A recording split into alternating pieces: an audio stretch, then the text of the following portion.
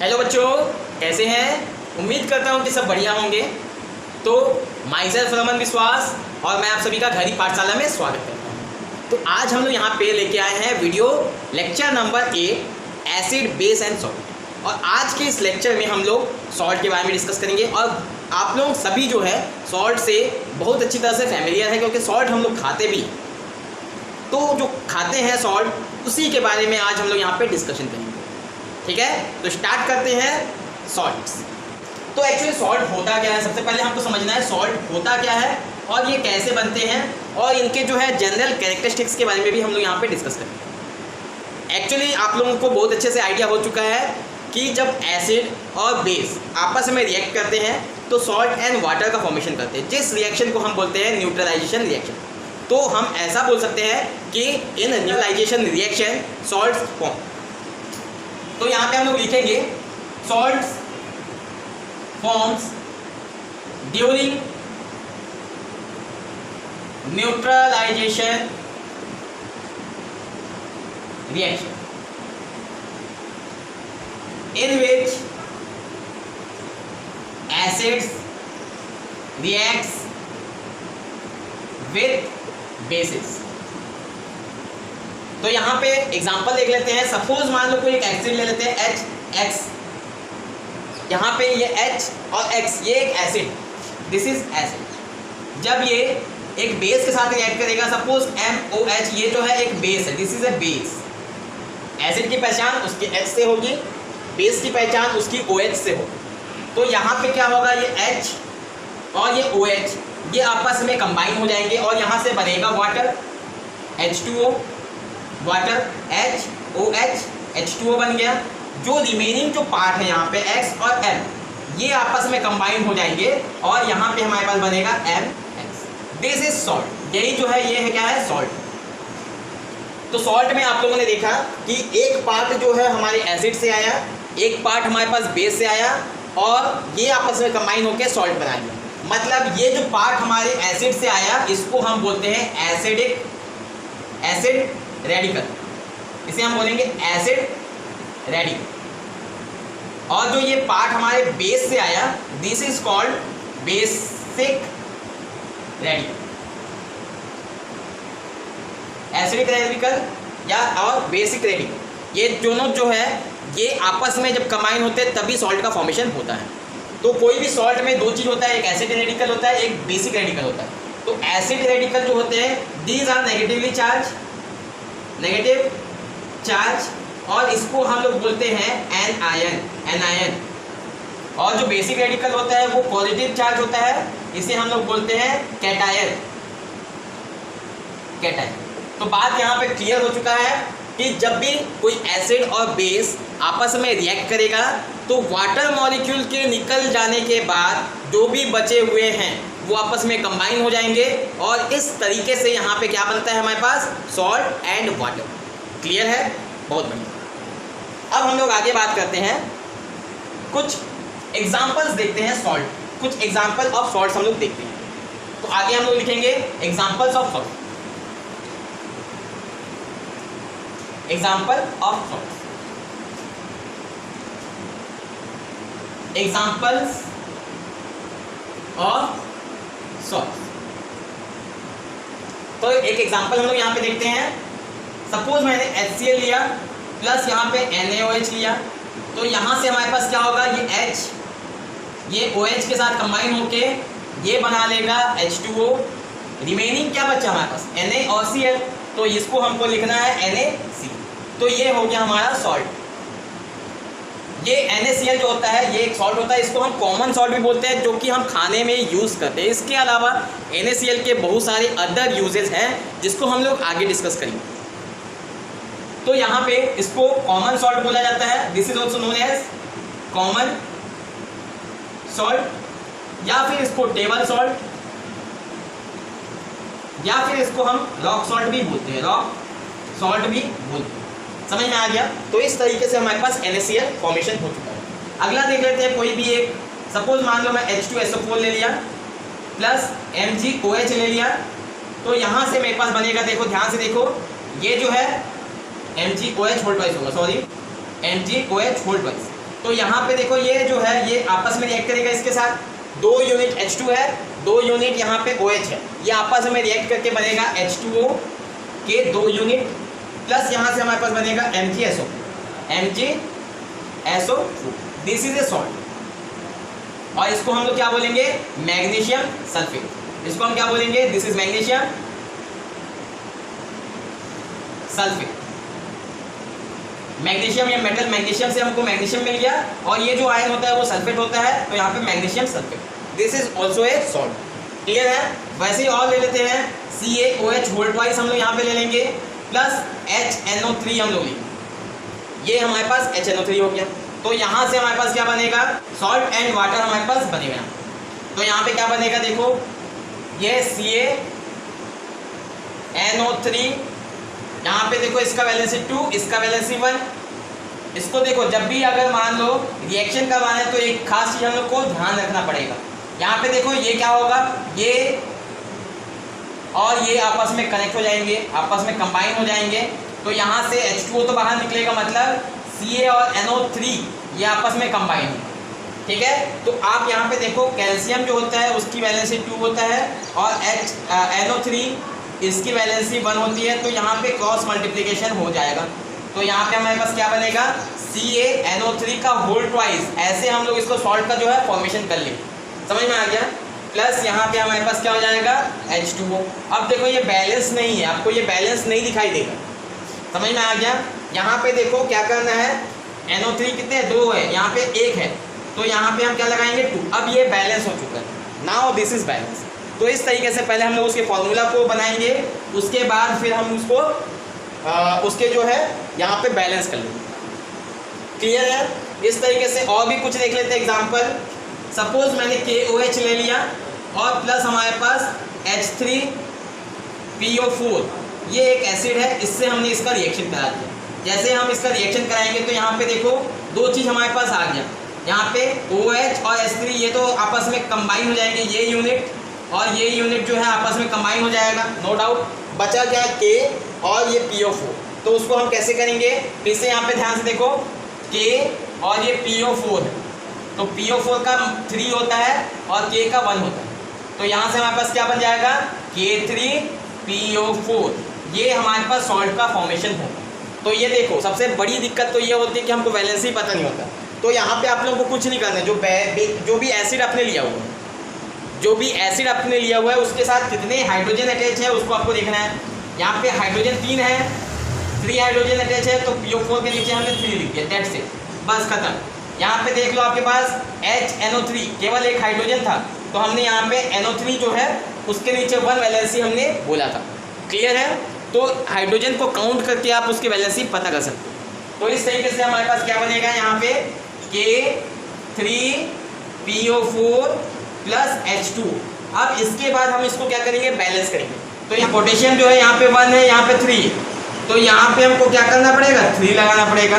और ऑक्सीजन 3, तो यहाँ पे हमको ऑक्सीजन को देखेंगे तो यहाँ पे कितना हो जाएगा, 3 हो जाएगा। अब यहाँ पे हाइड्रोजन देखो 3 और 3 6, और यहाँ पे देखो 3 6, और ये बैलेंस हो। क्लियर है। इस तरीके से हमने इसको बैलेंस भी कर दिया। तो कुछ एग्जाम्पल हमने अभी सॉल्ट के देख लिए। अब हम लोग डिस्कस करते हैं कुछ जनरल प्रॉपर्टीज ऑफ सॉल्ट। कुछ general properties of salt. General properties of salt. General properties की बात करें तो पहला तो हमारे पास जो बातें जो सॉल्ट की निकल के आती है कि सॉल्ट जो होता है वो एक आयनिक कंपाउंड होता है। Salt is a ionic compound. Salt is a ionic compound. पहला चीज तो यही हो। आयनिक कंपाउंड से हम लोग समझेंगे कि इसके बीच में क्या होता है, आयनिक बॉन्ड होता है। सॉल्ट के बीच में क्या होता है, आयनिक बॉन्ड होता है। और जब भी हम लोग यहाँ पे वाटर में डिसोसिएट करेंगे तो एक कैटायन और एक एनायन हमारे सामने आ जाएगा। अब इसको समझते हैं थोड़ा सा डिटेल्स। ठीक है। This is a ionic compound. When dissolve, यहाँ पे आगे भी लिखते हैं, when dissolve in water it gives A cation, मतलब पॉजिटिव चार्ज, एंड एनायन, इसका मतलब होता है नेगेटिव चार्ज। समझ में आ गया? नेगेटिव चार्ज और एक पॉजिटिव चार्ज आपको मिलेगा यहाँ पे सॉल्यूशन।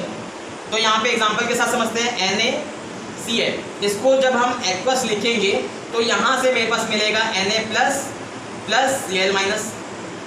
मतलब क्या हुआ? देखो, एक पॉजिटिव चार्ज एक नेगेटिव चार्ज, दो अलग अलग चार्ज आपको मिल गए और इन्हीं को हम क्या बोलते हैं? Ionic compound. क्योंकि इनके बीच में जो फोर्स ऑफ अट्रैक्शन होता है उसको हम बोलते हैं इलेक्ट्रोस्टैटिक फोर्स ऑफ अट्रैक्शन, या ये जो है दो आयन से मिलकर बने हुए हैं, इसलिए हम इसको आयनिक कंपाउंड बोलते हैं। ठीक है, चल नेक्स्ट हम लोग देखते हैं MgCl2। इसको जब हम एक्वस करेंगे तो यहाँ से ब्रेक होके हमको देगा Mg plus 2Cl minus. Clear है? ये हमारे पास एक पॉजिटिव एक नेगेटिव दो आयन दे। यहाँ पे कई बार आपको पूछ सकता है कि which of the following is basic radical, which of the following is acidic radical. तो रेडिकल जो होते हैं उसमें अगर हम बेसिक रेडिकल की बात करें तो वो पॉजिटिव होते हैं। जो बेस से आया उसको बेसिक रेडिकल, जो एसिड से आया उसको एसिडिक रेडिकल। समझ में आ गया? क्लियर है? चल अब आगे हम लोग समझते हैं। एक ध्यान से देखने वाली बात है, सपोज मान लो मैं HCl की बात, इसको अगर मैंने वाटर में डिसॉल्व किया तो ये भी तो H प्लस और Cl माइनस देता था। HCl अगर हम लोग लेंगे तो ये भी तो H प्लस और Cl, मतलब एक पॉजिटिव चार्ज एक नेगेटिव चार्ज, एक कैटायन और एक एनायन हमको दे रहे हैं। तो इन दोनों में क्या डिफरेंस है उसको हम समझेंगे। दिस इज ए एसिड, ये एसिड है। सेम एज इट इज अगर आप देखो NaOH, इसको जब हम वाटर में डिसॉल्व करेंगे तो ये हमको देगा Na प्लस और OH माइनस। भाई यहाँ पे भी आपको क्या मिला? एक पॉजिटिव चार्ज एक नेगेटिव चार्ज। तो इस तरीके से ये भी सॉल्ट होना चाहिए, क्योंकि आयनिक हमने क्या बोला कि सॉल्ट इज आयनिक कंपाउंड। वो क्या होगा? जब डिसोसिएट होगा तो उसको क्या मिलेगा? एक पॉजिटिव चार्ज और एक नेगेटिव चार्ज। लेकिन खास बात यहाँ पे ये है कि जो पॉजिटिव और जो नेगेटिव जो चार्ज आया वो हाइड्रोजन और हाइड्रोक्सिल आयन को छोड़ के बात किया जाता है। ठीक है? Ions except H plus and OH minus. मतलब यहाँ पे जब हम डिसॉल्व करेंगे उसमें हमारे पास H प्लस नहीं मिलना चाहिए, OH माइनस नहीं मिलना चाहिए। H प्लस नहीं मिलेगा, OH माइनस भी नहीं मिलेगा, तब हम जाके उसको बोलेंगे कि ये सॉल्ट है। क्लियर है? एग्जाम्पल के साथ देखो, एक एग्जाम्पल मैं आप लोग के सामने अभी लेने वाला हूँ। NaHCO3, ये एक सॉल्ट है। इसको जब हम एक्वस करेंगे तो ये ब्रेक हो जाएगा और यहाँ से हमको मिलेगा Na प्लस HCO3 माइनस। तो क्या ये H प्लस है? नहीं। क्या ये OH माइनस है? नहीं। मतलब यहाँ पे अगर देखोगे तो ना ही H प्लस आपको दिखाई देगा ना ही OH माइनस दिखाई देगा। अगर दोनों में से कहीं पे भी H प्लस या OH माइनस आपको दिखाई दे गया, दैट मीन्स वो सॉल्ट नहीं हो। क्लियर है? क्लियर है? चल सेम एज इट इज देखो Na2CO3, ये भी अगर हमने इसको डिसॉल्व किया तो यहाँ से बनेगा 2Na प्लस और बनेगा CO3 माइनस 2। यहाँ पे भी H प्लस नहीं है, OH माइनस भी नहीं है, तो ऑल दीज आर सॉल्ट्स। समझ में आ गया? सभी के सभी जो है सॉल्ट्स है। अब यहाँ पे कई बार बढ़िया क्वेश्चन हमारे पास दे देता है। क्वेश्चन हमारे पास है, एक क्वेश्चन ले लेते हैं।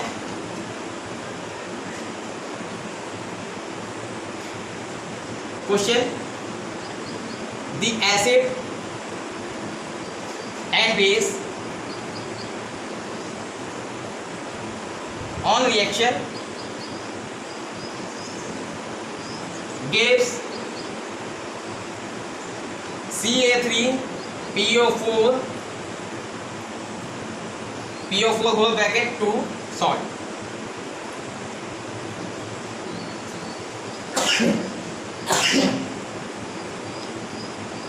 The acid and base will be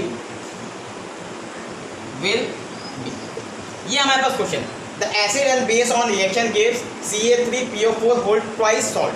the acid and base will, आपको एसिड और बेस को बताना है, तो आपको यहाँ पे सबसे पहला चीज़ क्या करना है, एसिड रेडिकल और बेसिक रेडिकल को आपको पहचानना है। तो यहाँ पे अगर हम लोग आंसर बोले तो CA3PO4 होल ट्वाइस, इसको अगर हम ब्रेक कराएं तो यहाँ से 3Ca+2 बनेगा प्लस 2PO4 -3 बनेगा। ये अब हमको मिल गया, तो हम यहाँ से आइडेंटिफाई करेंगे this is basic radical and this is acidic. Acidic मतलब नेगेटिव, तो एसिडिक रेडिकल, एसिडिक रेडिकल। अब इतना हमने कर लिया, अब हमको कुछ नहीं करना है, केवल इसके साथ OH और H को जोड़ना है। समझ में आ गया? तो अब यहाँ से हम क्या करेंगे, तो बेस इक्वल टू, बेस क्या होगा, देखो बेसिक रेडिकल तो बेस से ही आया होगा, मतलब CaOH होल ट्वाइस। अब ये कैसे हमने पता किया CaOH होल ट्वाइस, तो देखो यहाँ पे मैं Ca के साथ क्या जोड़ना है, OH जोड़ना है, तो Ca का वैलेंसी 2 होता है, OH का होता है 1। अब ये क्रॉस करेंगे तो Ca के पास 1, ये 1 को ना लिखे तो भी चलता है, कोई दिक्कत नहीं। अब यहाँ पे OH के पास 2 आएगा, तो हमको ब्रैकेट लिखना जरूरी होता है, क्योंकि पूरा जो है जब मल्टीपल एटम होते हैं, मल्टीपल एटम, तो मल्टीपल एटम को डबल या इसके साथ क्रॉस करते समय यहाँ पे एक ब्रैकेट लगाना जरूरी होता है। तो यहाँ पे हम क्या किए, एक ब्रैकेट लगा, बहुत सारे एटम है ना यहाँ पे, मल्टी एटम, तो यहाँ पे ब्रैकेट लगा के ये ट्वाइस कर लिए, तो ये बेस हो गया। अब एसिड की बात करें तो एसिड के साथ हमको क्या जोड़ना है, H को जोड़ना है, तो यहाँ पे हम PO4 के साथ H लगाना चाहेंगे, तो यहाँ पे देखो PO4 लिख दिए, PO4, अब यहाँ पे हमने लिख दिया H, तो PO4 की वैलेंसी कितनी 3, यहाँ पे देखो 3 दिखाई दे रहा है, ये 3, और यहाँ पे कितना 1। अब ये जो है क्रॉस मल्टीप्लाई करेंगे तो यहाँ से हमारे पास बनेगा H3PO4, 1 है, 1 लिखने की जरूरत नहीं है, तो H3PO, तो यहाँ पे हो जाएगा H3PO। तो इस तरीके से जो है इस टाइप के क्वेश्चन को हम लोग सॉल्व कर सकते हैं। समझ में आ गया? आपको पहचानना क्या है, एसिड रेडिकल और बेसिक रेडिकल को आपको यहाँ पे ढूंढना भी पड़ेगा। चल आगे बढ़े। तो सॉल्ट का पहला जो है हमने देख लिया कि इसको जब हम वाटर में डिसॉल्व करते हैं तो हमारे पास एक कैटायन आता है और एक एनायन आता है, rather than H+ and OH-। खासकर इसको याद रखना। सेकेंड हम लोग अगर बात करें, salts are crystalline salt, salts are crystalline solids. Crystalline solids का मतलब होता है कि इनका एक रेगुलर पैटर्न होता है, इनकी ज्योमेट्री रेगुलर होता है। इसको मैं समझाता हूँ छोटे तरीके से। जो सॉलिड होता है, सॉलिड को बेसिकली 2 टाइप से डिवाइड किया गया है। एक हमारे पास होता है क्रिस्टलाइन, CRYSTALLIN, क्रिस्टलाइन सॉलिड, और एमोर्फस सॉलिड। तो यहाँ पे सॉलिड को बेसिकली 2 तरीके से हमने डिवाइड किया हुआ है। अब अगर क्रिस्टलाइन सॉलिड की बात करें तो आप कुछ ऐसा समझ सकते हैं। देखो मैं यहाँ, देखो ये 2 चीज़ मैंने यहाँ पे ड्रॉ किया है, ठीक है। यहाँ पे आपको बढ़िया एक रेगुलर पैटर्न आपको दिख रहा होगा। एक ब्लैक लाइन है, फिर ग्रीन लाइन है, फिर ब्लैक लाइन है, फिर ग्रीन, फिर ब्लैक। यहाँ से भी देखेंगे तो ब्लैक के बाद ग्रीन, ग्रीन के बाद फिर ब्लैक, फिर ग्रीन, फिर ब्लैक। तो एक पैटर्न को ये फॉलो करें। तो यहाँ पे लिखेंगे रेगुलर अरेंजमेंट, और यहाँ पे अगर देखोगे तो कोई सीक्वेंस नहीं है, कोई पैटर्न नहीं है, कोई यहाँ पे अरेंजमेंट नहीं है। तो यहाँ पे हम बोलेंगे दिस इज इरेगुलर अरेंजमेंट, ठीक है। यहाँ पे इरेगुलर, तो आप सिंपली समझ सकते हैं, जैसे आपके जो स्कूल है वहाँ पे जब प्रेयर होता है तो प्रेयर में क्या होता है, पहले प्रेयर स्टार्ट होने से पहले आप जब असेंबली को देखते हैं तो वहाँ पे बहुत सारे स्टूडेंट्स इधर उधर रैंडमली खड़े होते हैं, कोई उनका कोई सीक्वेंस नहीं होता। तो उस समय अगर आप इमेजिन करो तो वो जो है वो एमोर्फस सॉलिड की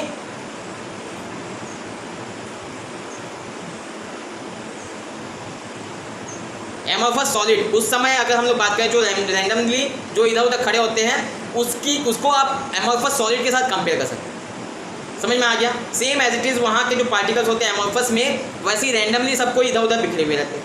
लेकिन जैसे ही विसल बज जाता है, आपको प्रेयर के लिए लाइन में खड़े होने के लिए बोलते हैं, तो एक रेगुलर अरेंजमेंट में, एक रेगुलर पैटर्न में आप लोग क्या होते हैं, खड़े हो जाते हैं। तो वो जो समय है वो कैसा समय है, उस समय को अगर आप इमेजिन करोगे तो वैसा पैटर्न आपको एक क्रिस्टलाइन सॉलिड में मिलता है। तो यहाँ पे जो सॉल्ट्स होते हैं वो क्रिस्टलाइन सॉलिड्स होते हैं। इस बात को आपको याद रखना है। समझ में आ गया? चलो नेक्स्ट आगे बात।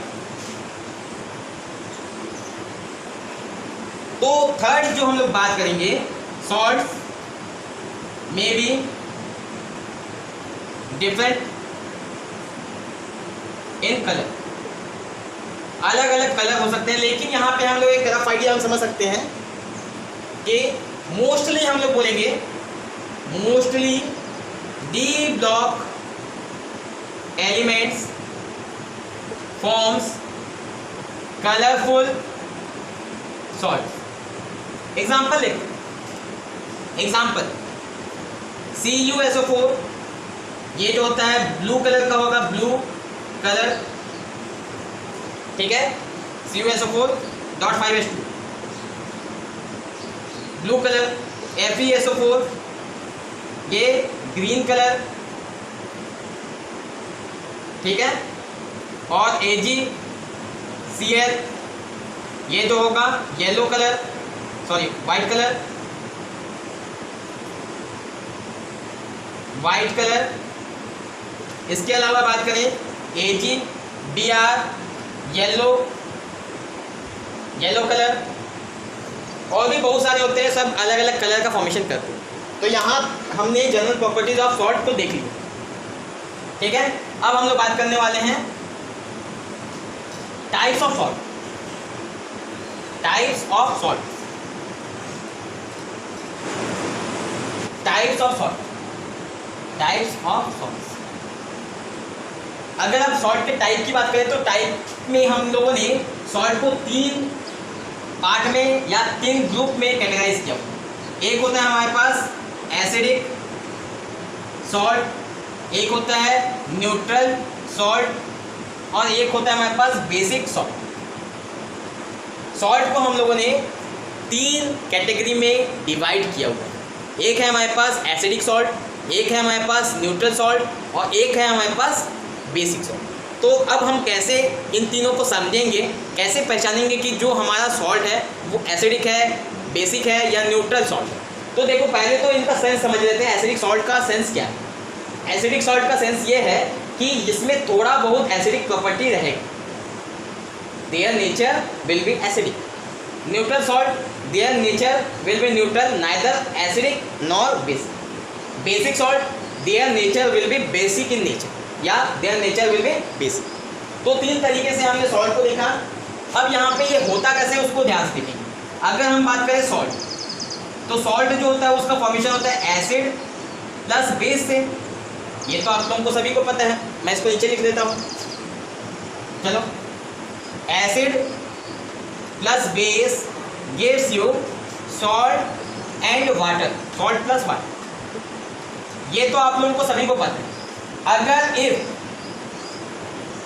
Acid will be strong acid, strong acid अगर हमारा होता है, एसिड अगर हमारा स्ट्रॉन्ग होगा और बेस अगर हमारा वीक हो, बेस इज वीक, तो हमारे पास जो सॉल्ट का फॉर्मेशन होगा वो होगा acidic salt plus water. Water तो H2O ही होगा, ये एसिडिक सॉल्ट। अब यहाँ पे देखो, ध्यान से देखो, कौन स्ट्रॉन्ग है? Acid strong. किसका यहाँ पे ज़्यादा राज चलेगा, किसका दबदबा होगा? तो एसिड का होगा। हु इज़ मोर पावरफुल, जो जिसका पावर ज़्यादा होता है वही राज करता है, ये तो नेचर है। तो यहाँ पे देखो, स्ट्रॉन्ग जो होगा वही राज करेगा। मतलब यहाँ पे स्ट्रॉन्ग एसिड आपने लिया, वीक बेस लिया, तो यहाँ पे हमारा जो सॉल्ट का फॉर्मेशन होगा वो एसिडिक सॉल्ट। क्लियर है? अगर मान लो मैंने इसको भी स्ट्रॉन्ग ले लिया, ये भी हमारा बोला कि भाई मैं भी स्ट्रॉन्ग हूँ, कमजोर नहीं हूँ। अब दोनों आपस में कोई राजा नहीं, कोई रंग नहीं, यहाँ पे जो है न्यूट्रल सॉल्ट का फॉर्मेशन हो। न्यूट्रल सॉल्ट का बात समझ में आ गई। प्लस वाटर तो बनेगा ही, प्लस वाटर।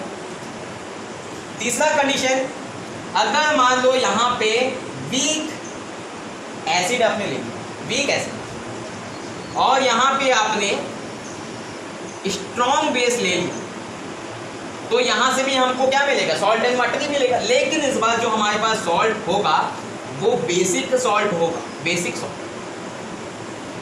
और यहाँ पे क्या बनेगा, वाटर, वाटर विल बी। तो इस तरीके से जो एसिडिक सॉल्ट है, बेसिक सॉल्ट है और न्यूट्रल सॉल्ट है, उनका फॉर्मेशन कैसे होता है ये मैंने आपको बताया। अब हम लोग इसके कुछ एग्जांपल्स देखते हैं। जैसे कि फॉर एग्जांपल अगर हम लोग बात करें, फॉर एग्जांपल अगर हम लोग बात करें तो यहाँ पे देखो NaOH प्लस यहाँ पे मैं ले लेता हूँ H3PO4, तो इनके रिएक्शन से मेरे पास बनेगा Na3PO4 प्लस H2O। समझ में आ गया। तो ये एक बेस था, स्ट्रॉन्ग बेस था, स्ट्रॉन्ग बेस, और ये जो है एक वीक एसिड है, वीक एसिड।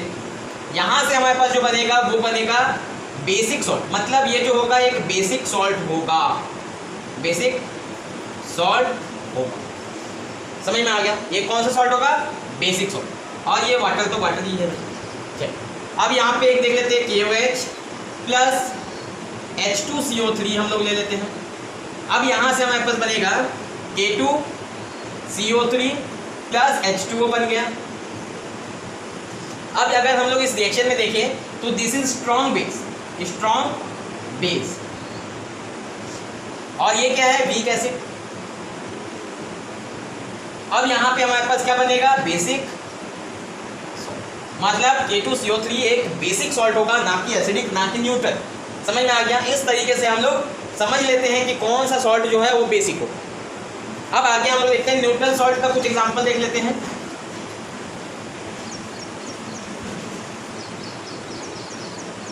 न्यूट्रल सॉल्ट, तो यहाँ पे सपोज मान लो मैं ले लेता हूँ HNO3 ले लिया, प्लस यहाँ पे मान लो मैं CaOH होल ट्वाइस ले लूँ, तो ये जो है स्ट्रॉन्ग, ये भी हमारे पास क्या है, स्ट्रॉन्ग, और हमारे पास क्या बनेगा, बनेगा CaNO3 whole twice, NO3 whole twice. समझ में आ गया। तो ये देखो यहाँ पे क्या होगा, ये न्यूट्रल होगा, न्यूट्रल सॉल्ट। बात समझ में आ गया। कहाँ से आए हैं उसको आपको फोकस करना है कि जो एसिड हमने यूज़ किया है वो एसिड का जो नेचर है वो स्ट्रॉन्ग है कि बेस है। क्लियर है। चलो आगे हम लोग बात करें तो सपोज मान लो मैं यहाँ पे लेता हूँ NaOH प्लस यहाँ पे H2SO4 लेता हूँ। दिस इज ऑल्सो स्ट्रॉन्ग, ये भी स्ट्रॉन्ग है, दोनों ही तगड़े हैं भाई, दोनों ही स्ट्रॉन्ग है। यहाँ पे क्या हो जाएगा, Na2SO4 बन जाएगा। ये हमारे पास क्या होगा, एक न्यूट्रल सॉल्ट होगा, न्यूट्रल। एक और एग्जांपल देख लेते हैं KOH, और देख लेते हैं हम लोग HCl। तो यहाँ से हमारे पास बनेगा KCl प्लस H2O। तो ये जो है ये क्या होगा, एक न्यूट्रल सॉल्ट होगा। तो इस तरीके से हमने एग्जांपल देखे जहाँ पे एक स्ट्रॉन्ग एसिड एक स्ट्रॉन्ग बेस के साथ रिएक्ट करता है और बनाता है न्यूट्रल सॉल्ट।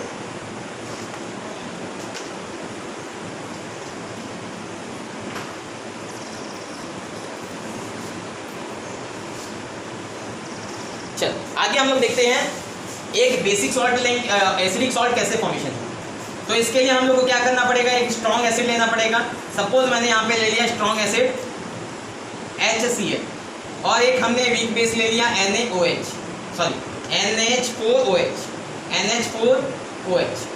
तो यहाँ से हमारे पास आएगा NH4Cl प्लस H2O। अब ये क्या है, स्ट्रॉन्ग एसिड है, और ये क्या है, वीक बेस है। ये क्या है, वीक बेस। तो यहाँ से हमारे पास क्या बना, एक एसिडिक सॉल्ट, एसिडिक। क्लियर है आप लोगों को सबको, आई होप क्लियर हो गया होगा। तो acidic salt, neutral salt, basic salt, इनको हम कैटेगराइज करना सीख लिए। हमने समझ लिया कि कैसे इनका फॉर्मेशन होता है। ठीक है। तो सॉल्ट के बारे में हमने यहाँ पे बात किया। अगले लेक्चर में हम लोग बात करेंगे कुछ एक सॉल्ट को लेके बात करेंगे, और यहाँ पे हम लोग NaCl को स्टडी करेंगे।